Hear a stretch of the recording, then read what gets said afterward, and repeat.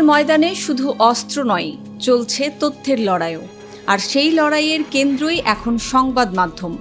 মার্কিন president Donald Trump এবার সরাসরি অভিযোগ তুলেছেন ইরানের গণমাধ্যমের বিরুদ্ধে। তার দাবি, ইরানের কিছু সংবাদ মাধ্যম হয় বাস্তবতা থেকে বিচ্যুত, না হয় ইচ্ছাকৃতভাবে বিভ্রান্তিকর তথ্য ছড়াচ্ছে। নিজের প্ল্যাটফর্ম ট্রুথ সোশ্যালে দেয়া এক পোস্টে ট্রাম্প বলেন, এমনভাবে খবর পরিবেশনা করা হচ্ছে যেন যুক্তরাষ্ট্র যুদ্ধক্ষেত্রে দুর্বল অবস্থানে রয়েছে, অথচ তার দাবি বাস্তবতা সম্পূর্ণ ভিন্ন। ট্রাম্পের ভাষ্য অনুযায়ী ইরানের সামরিক শক্তিকে বড় ধরনের আঘাত করা হয়েছে। নৌবাহিনী, বিমান বাহিনী সবখানেই বড় ক্ষয়ক্ষতি হয়েছে বলে তিনি দাবি করেন। এমনকি শীর্ষ নেতৃত্বের অনেকেই নিহত হয়েছেন বলেও উল্লেখ করেন তিনি।